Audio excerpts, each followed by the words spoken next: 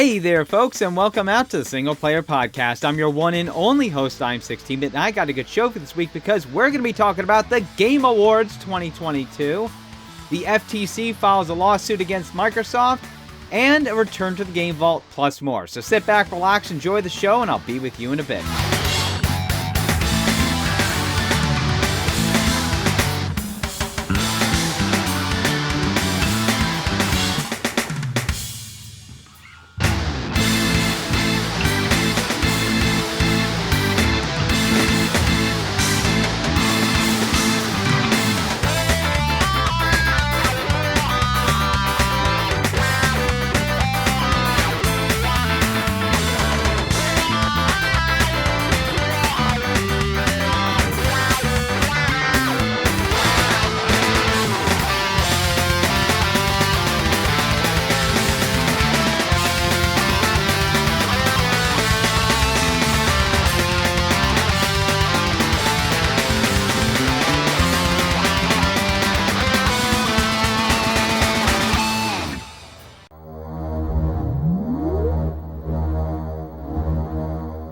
Alright folks, we're back, and now it's time to start the show with my favorite segment, your favorite segment, everyone in the world's favorite segment.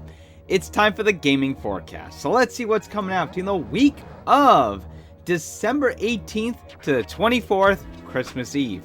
Alright, on the 22nd, you have just 3 games coming out. Majestic Majolical, releasing exclusively in Japan on Nintendo Switch. Uta no Princess Sama All-Star After Secret, also releasing exclusively in Japan on Nintendo Switch, and Valkyrie Profile Laneth, releasing on PlayStation 4 and PlayStation 5. And that was your gaming forecast. That's right, just one day out of the entire week. But I understand why, because let's be honest here, all the major releases have already come out by that point. You know, you want to get your game out at least a month or two before the Christmas season starts. So it's no surprise that literally the week that Christmas, you know, the week Christmas starts, there's like barely anything. Also, if you like any of the music in this week's episode, remember there are links in the description. And I should also address the elephant in the room, which is my voice. It sounds a bit off, and that's because I've been sick the past couple of days. And I'm not sick now. I'm recovering from it, but my voice is still kind of like a little messed up from all the coughing and such. It wasn't bad. It wasn't COVID or anything like that. It was just a simple common cold. I was out of work for like 2 days, which unfortunately it meant not getting last week's episode finished in time. But I was able to get the editing done. So it's recording this episode has been a bit of a pain in the ass because I've had to wait until my voice was at a point where I wasn't coughing every 5 friggin' seconds. Because, like, my voice was still ticklish. You know, it's one of those things where you can talk, but if you talk for too much, you're going to start coughing up like crazy. So I had to wait a little longer until I could actually start recording this episode. But anyway, let's move on to our first story. Alright, so for our first story, let's talk about the Game Awards. Now, of course, I'm not a huge fan of the Game Awards. I don't really watch them a lot of the times. Usually, I just follow Twitter and I see, okay, who won, what are people talking about, and that's really it. That's my extent of following the Game Awards. That's what it's been for, like, the past 5 years or so. I don't, like, it got so long and was so annoying that it just kind of got to the point where it's just like, I don't care about, I don't really care about watching it. But when I heard that they had shortened it a bit and such, I was like, okay, let's give it a chance. Let's actually watch the entire damn thing. And I did.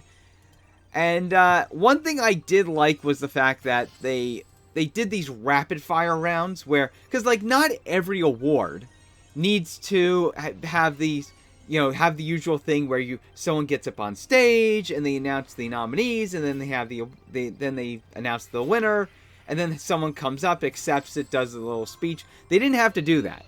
So every once in a while they did these rapid fire rounds where Jeff Keighley was like, okay, here's the award, here's the nominees, here's who wins. Congratulations to them.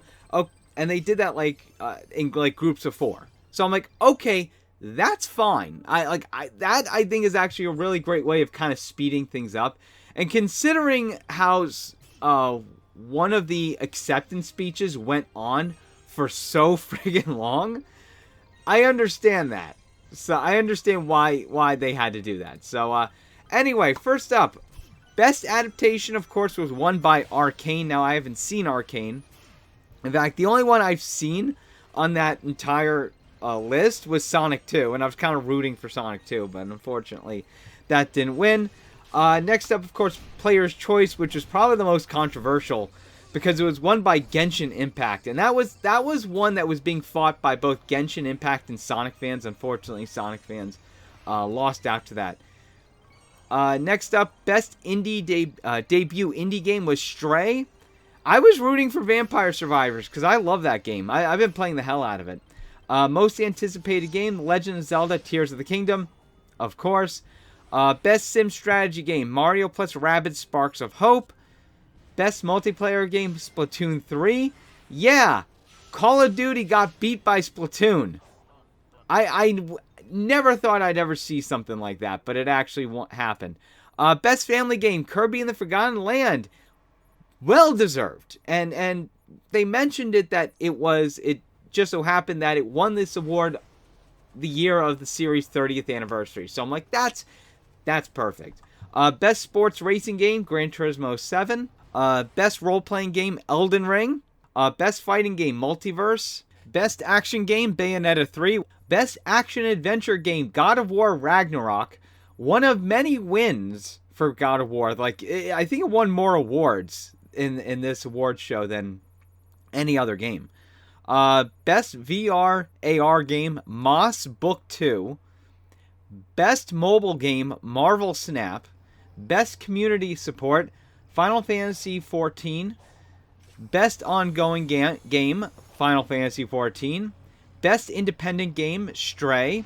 Best performance, Christopher Judge as Kratos, God of War Ragnarok. And but by the way, I just have to point out, he had the longest acceptance speech I have ever seen at any of these award shows. Like, dude went going on and on and on, and it was kind of like, it was trending on Twitter, because people were like, dude, just move on already. Jeez, get on with it. Get on with it. Yes, get on with it. But anyway, next up, Games for Impact As Dusk Falls, which, you know, it's funny, because they're talking about these games for impact, and it's like, what impact did these games make? Because I've never heard of any of them. You know what I mean? Best score and music, God of War Ragnarok. Best audio design, God of War Ragnarok. Best narrative, God of War Ragnarok. Best art direction, Elden Ring. Best game direction, Elden Ring. And Game of the Year, Elden Ring. Which I think was one of the most shocking things out of the entire event. Because here's the thing. This thing was like 3 hours long. And throughout the entire night, all we kept hearing was God of War Ragnarok winning awards. And it kind of became a meme at that point. And people were kind of worried that, oh no, God of War Ragnarok's going to win Game of the Year. But when that turned out not to be the case, like, everyone just kind of like lost their shit and just like collectively celebrated over the fact that it wasn't God of War. It's also because, you know, I don't think we want God of War to be like the standard for gaming, you know, because Elden Ring's this game that doesn't hold your hand. It's not easy as fuck. It's one of those games where you really have to work hard in order to beat it. And if God of War had won, then that would have basically, I think, set a standard for the industry that, yes, it's okay for you to make games that are super easy for everyone to win. But hey, since Santa Monica didn't win Game of the Year, at least they can go home with knowing that they won the most awards out of the entire event. So congratulations to all the winners from this year's awards show. Now let's get into the other half of the awards. Of course, outside of the awards, there was a whole bunch of other stuff as well. A lot of game announcements. Now, there was over 50 games that they showed off, but about 30 of them were games that we already know because they're either already out or they're about to come out. So it was stuff like updates for Among Us, Horizon Forbidden West, and all that kind of stuff. Including some games that are not out yet, like Diablo 4. I think we also got our first look at the Cyberpunk 2077 DLC, as well as new looks of Tekken 8 and such. So I think there was also an update for Vampire Survivors, so that I'm really looking forward to. But of course, it isn't Game Awards if there isn't any sort of new game announcement. There was quite a lot here, so I'm just going to quickly go over all of them. First off, there was After Us. Then there was Armored Core 6, Fires of Rubicon, which, yes, new Armored Core game. Now, there's a name we have not seen in over a decade. I think, like, the last game to come out was, like, on the Xbox 360. Okay? That's how long it's been. And for those who don't know Armored Core, it's an old-school From Software series, goes back to the PlayStation 1 era. Okay, there was like 3 games on the PS1. There was like 7 or 6 on the PS2, and there was like maybe like 3 on the PS3 and the 360, and like that was it. But great series. Don't go into it thinking it's just gonna be Soulsborne. Okay, that would be my advice. If you've never played Armored Core before, don't go into it thinking it's just gonna be Soulsborne with giant robots. It isn't. Next up was, of course, Banishers, Ghosts of the New Eden, Bayonetta Origins, Cereza and the Lost Demon. That one really caught my attention because it's a Bayonetta game where you're following her as a child, and it's not your typical fast-paced action that we're used to. It seems more like a puzzle game. Definitely one to keep an eye out for. And I think that's coming out sometime in 2023. Behemoth VR. Crash Team Rumble, which is a Crash Bandicoot MOBA. Yeah, I would have never thought that it would that they would actually put out a MOBA of Crash Bandicoot, but okay. Let's see, Crime Boss Rocket City, which is I have no interest in the game, but it has probably one of the biggest all-star casts like I've seen in a game. Like I was pretty shocked at how many people they got in the freaking game. They got Vanilla Ice in the game, for crying out loud. One of the big ones, of course, was Death Stranding 2 or DS2. I don't know why they don't just call it Death Stranding 2, because DS2, like, that could be anything. That could be Dark Souls 2, it could be Dead Space 2, it could be Nintendo DS2. Like, I don't think Kojima really thought that through. Let's see. Earthblade. Hades 2. Yes, Hades is getting a sequel. Hellboy. Web of the Weird. Seems really interesting. Immortals of Avium. Judas. Judas looks cool because it's from Ken Levine. Yes. The same people, the same guy behind the BioShock series. And it's his first game since Burial at Sea for BioShock Infinite.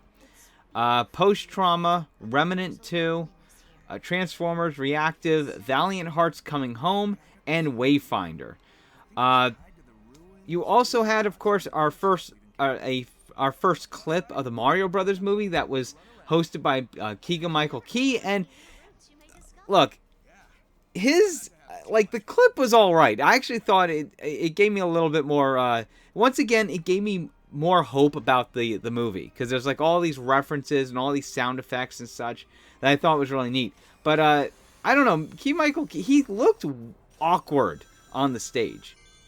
And speaking of awkward, you also had Al Pacino on stage, and bringing Al Pacino on there was just kind of the weirdest thing. My guess is they only got him on there because he's kind of washed up. He's like, what, in his 70s, 80s? He's up there in his age. I guess he's kind of like washed up, and like getting him on stage is much more cheaper now than getting him on stage 20 years ago. So and he, to make it worse, like, he outright said that he wasn't into video games.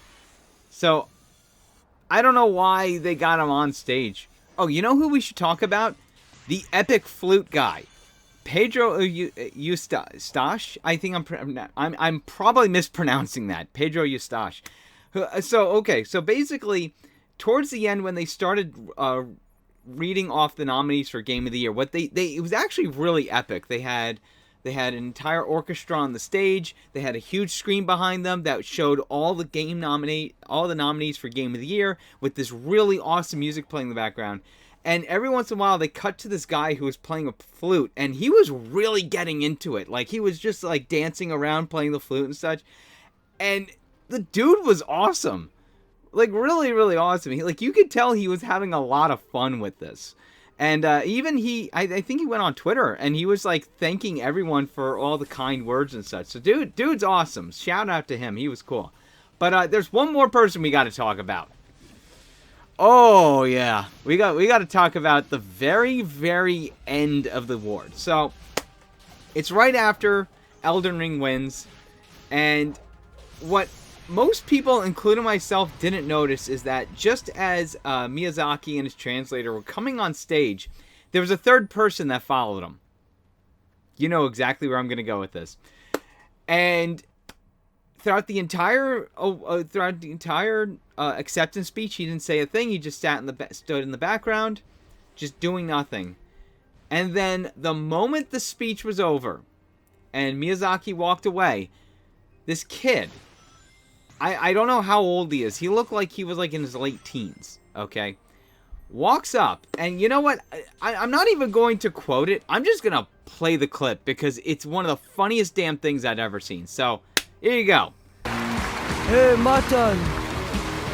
You know, real quick, I want to thank everybody and say that I think I want to nominate this award to my Reformed Orthodox Rabbi, Bill Clinton. Thank you, everybody. Yeah. So, when I first saw that, and I could probably post my tweet on it, because I was like, my response was, what? Because even I was like, what was that? What? Like, and everyone else had the exact same reaction. But when I realized it was a shit poster, it was a troll, I was laughing my fucking ass off, like, just uncontrollably. And keep in mind, I'm getting over a cold. So, like, my throat is still ticklish.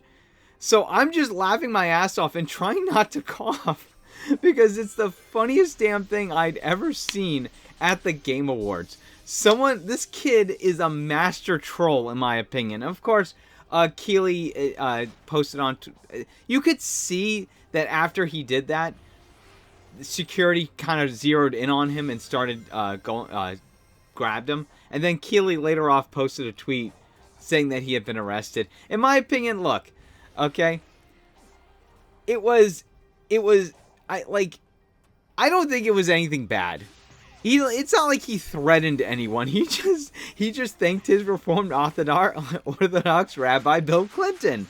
What's wrong in a French accent? To me, it sounded French. Some people were saying it was Israeli, but I don't know. To me, it just sounds French. Okay, that's what I think most people think it sounds like. It sounds French. Okay, like it's not like he threatened anyone. You know, it's not like he could have done worse, but he didn't. He just got up on stage and said something weird.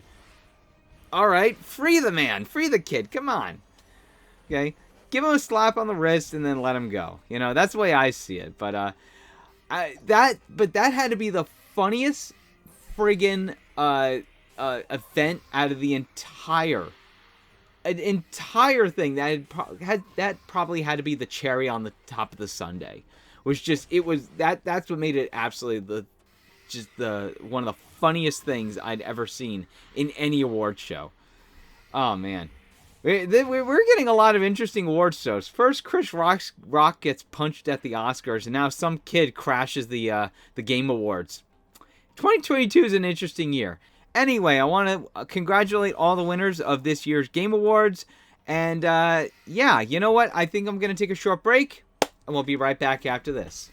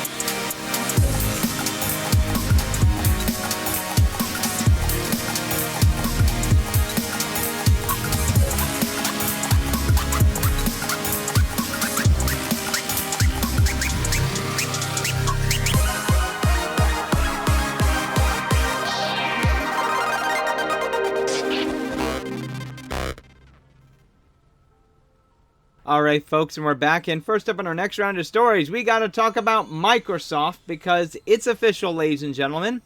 The FTC has filed a antitrust lawsuit against Microsoft for their purchase of Activision Blizzard.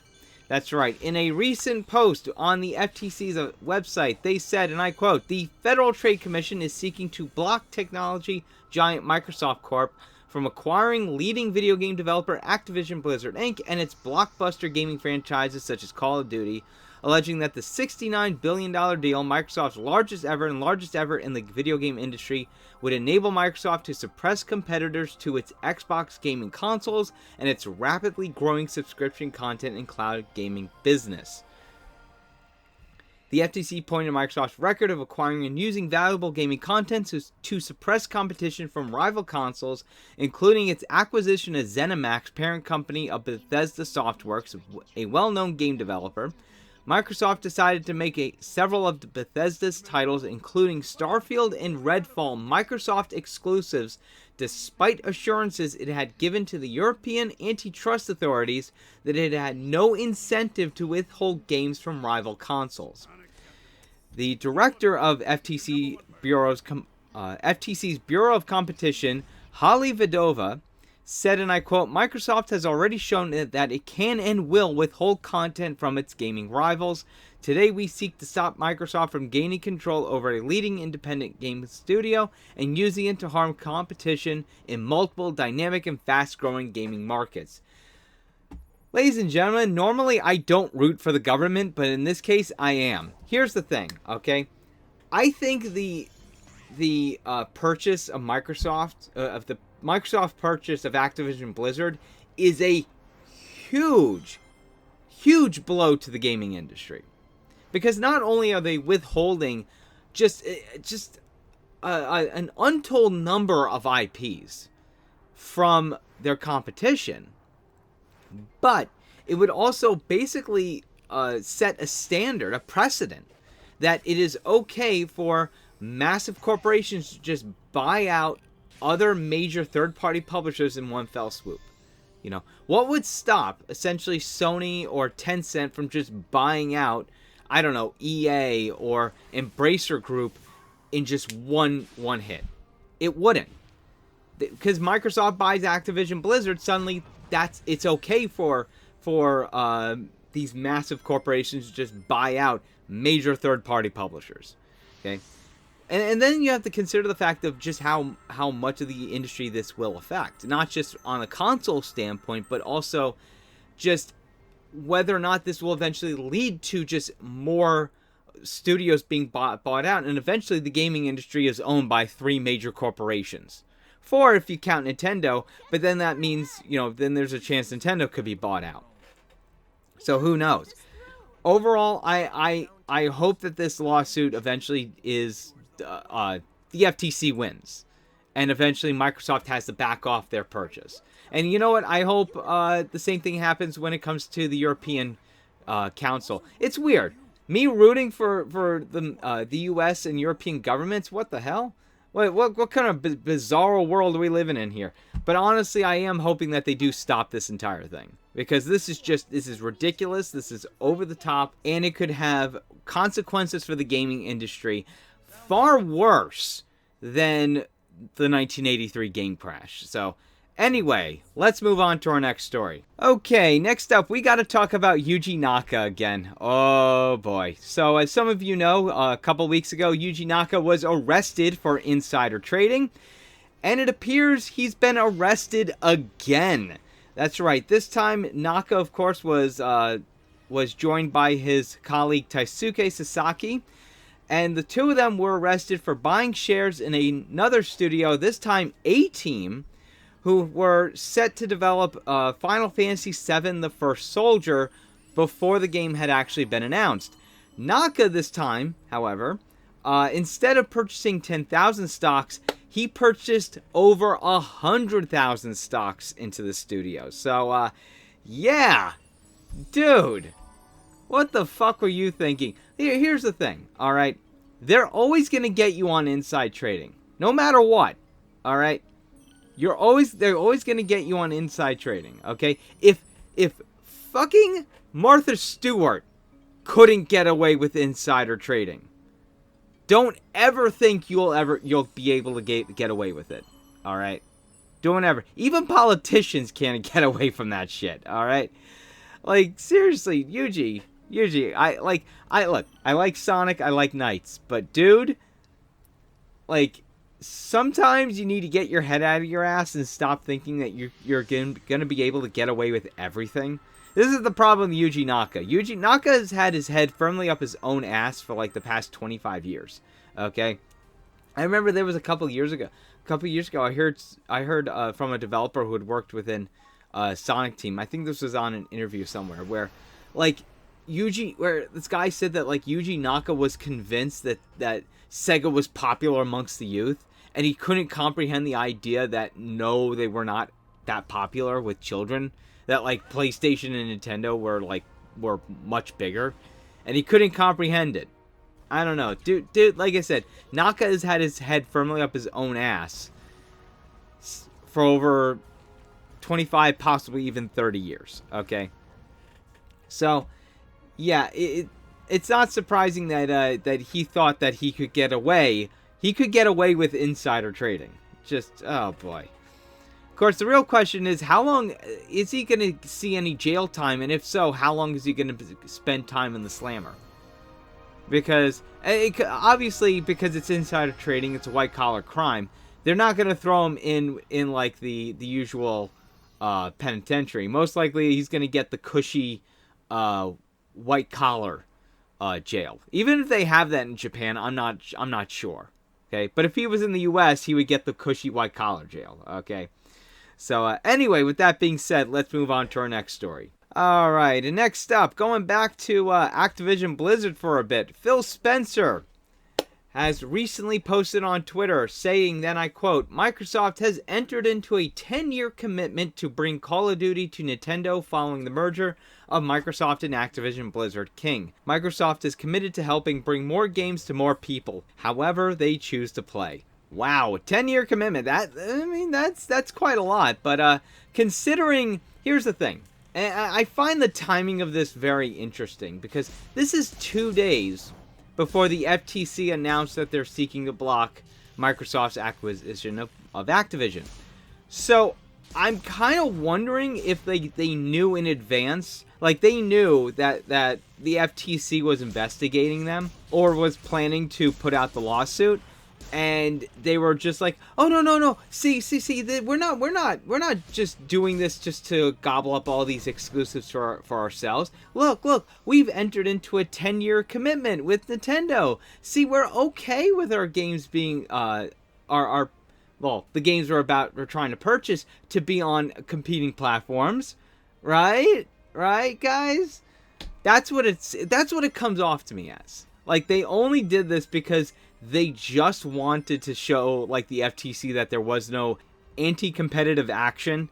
You know, like, see, well, technically we're competing with Nintendo, even though you've been partnering with them for a couple of years now. But we're technically competition, so see, we're committed to putting our at least one major IP on a competing platform. That's what it comes across as. And yet nothing about Call of Duty on PlayStation. Nothing about that. You notice that? I mean, granted, Spencer has said he does want to keep the series on the PlayStation for a while, but still, it kind of, I just find everything about this fishy, especially the timings. But hey, who knows? You never know what's going on behind the scenes. I mean, after all, Microsoft was talking with Activision all the way back in November about this shit, so you never know what's going on behind the scenes. So anyway, guys, I'm gonna take a short break, and we'll be right back after this.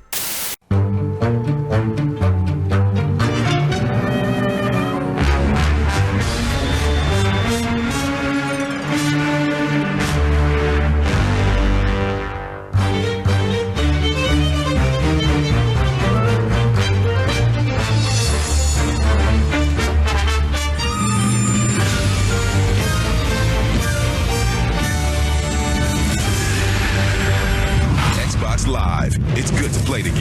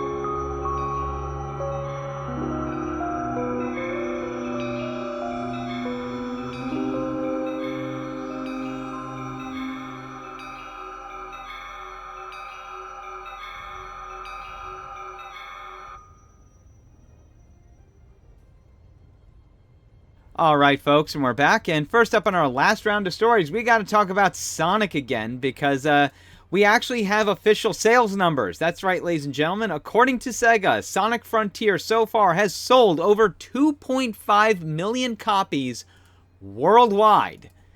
Yeah. Now, for those who don't know and where that ranks in terms of the entire franchise, well, let's just put it this way. So far, that means that Sonic Frontiers has sold just as many copies as the original Sonic Adventure and has outsold every single Sonic game since Sonic Heroes. Yeah. Folks, this is very good news for the franchise because here's the thing, okay? Not only is Sonic Frontiers a great game, but as the guy who runs the entire franchise has said, they were looking for Frontiers to be the standard bearer for the franchise from now on. Much like how Sonic Adventure was the standard bearer for the franchise for quite a while. So the fact that not only have they hit 2.5 million copies, the same number as Sonic Adventure, but within a month, okay, that to me is incredibly impressive. Okay, remember the 2.5 number for Sonic Adventure, that's the lifetime sales. That's within the release of the Dreamcast. All right, that doesn't include, that's not within a month. So the fact that Sonic Frontiers hit that number within a month, I think is really good news, not just for Frontiers, but for the franchise in general. Now, what I also think is interesting is that this is like the first game released in the series, to my knowledge, since the first movie came out. And I honestly think the movies might have actually boosted the sales a bit. Because like the last game to come out in the franchise, I think, was Sonic Forces, and that was back in 2017. So it's been a while since we've gotten a new Sonic game. And the fact that within that amount of time, there's been two successful movies, okay, I think that has greatly added to the sales of Sonic Frontiers. So overall, the future is looking very bright for Sonic. I do hope that that Sega does and Sonic Team continues making games that are similar to Frontiers, because in my opinion, Frontiers is one of the best games in the series in a long time, and it's a game that the franchise has needed for a while. Okay, don't get me wrong, I like some of the other games, Generations, Mania, fantastic. They're great games, but Frontiers is the step forward the franchise needed. And if Sega was looking forward to this to be the standard bearer for the franchise from now on, then they hit the jackpot. So congratulations to Sega and Sonic Team. I look forward to see what you guys have in store for the next Sonic adventure. See what I did there? All right, let's move on to our next story. All right, and next up, we got to talk about Hideki Kamiya. Now, why is that? Well, recently, IGN Japan sat down and spoke with Kamiya over a whole bunch of stuff. Interesting conversation about Bayonetta and Project GG and such. But there was a very interesting question they asked him at the very end. I thought it would be interesting to cover. They asked him about Elon Musk's acquisition of Twitter. Yeah, because, well, as you know, Hideki Kamiya is infamous for blocking people on Twitter. So IGN asked him, and I quote, "As a heavy Twitter user, do you have any concerns regarding Elon Musk's purchase of the company?" And Kamiya had a very interesting answer. He said, and I quote, "None in particular at the moment. My impression is that someone with a clear idea of what he wants to do with Twitter now owns the company. I hear he's very much a person of action as well." They then asked him, "How do you feel about the blue check marks on Twitter? Now that they can be paid for, would you consider shelling out for one?"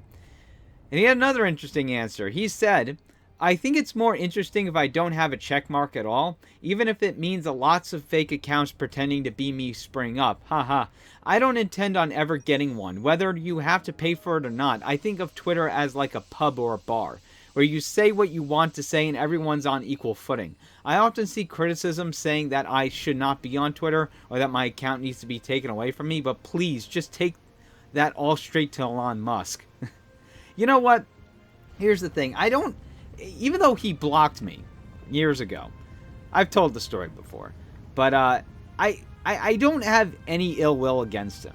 Okay, because I think what happens is he kind of gets overwhelmed. When all these people are tweeting at him, he kind of gets overwhelmed, and his gut reaction is just to block everyone he sees.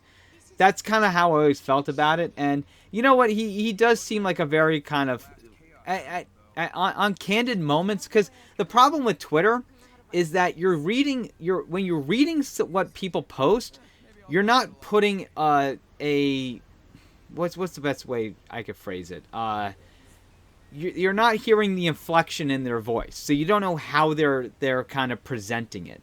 And who knows, when he's tweeting, he could be very laid back about it. He always seems like very laid back whenever he's being interviewed or he's at public events, so that could be the case.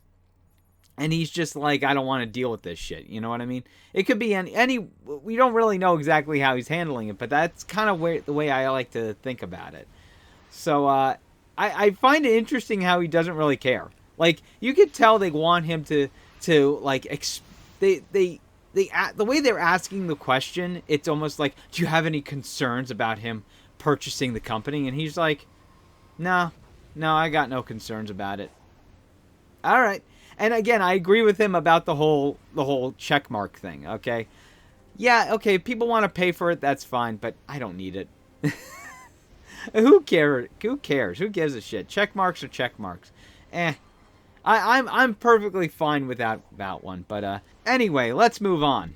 And now it's time for us to end the show by visiting the Game Vault. Okay, so picture this. It's Christmas 1999.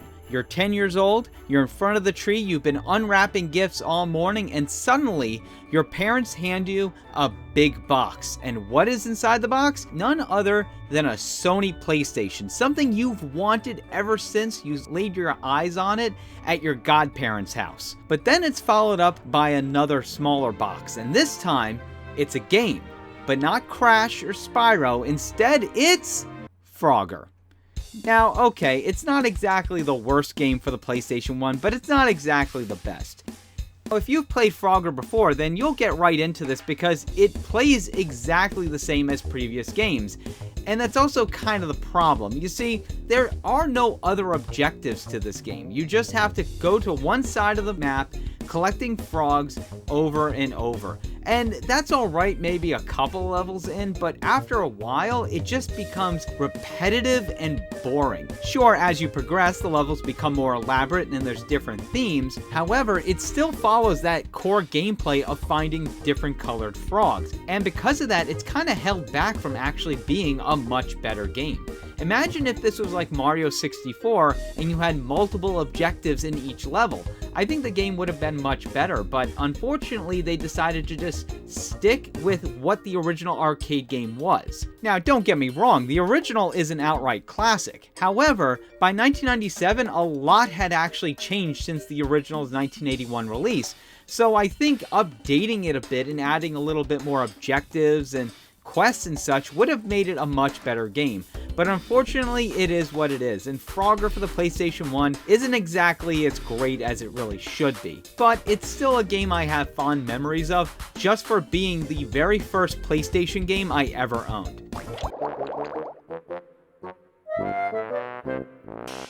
Anyway guys, I'm gonna take a short break, and we'll be right back after this. Sonic Adventure! おいソニック、本当にやるのか？ああ、俺は冒険が大好きなのさ。Okay, Sonic, go! ヤッホー！あらあ！ソニックはアドベンチャーが好き。ソニックアドベンチャー。ドリームキャスト！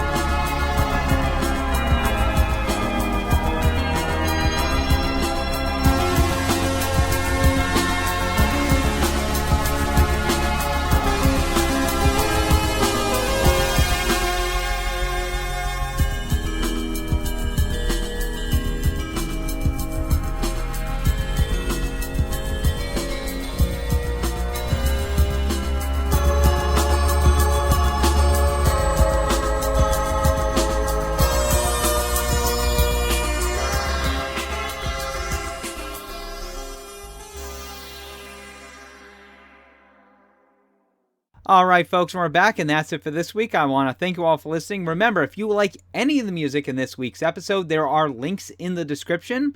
Also, there is a playlist called Single Player Radio. It is all music from past episodes. And with that being said, I'll see you next week, and remember to keep gaming.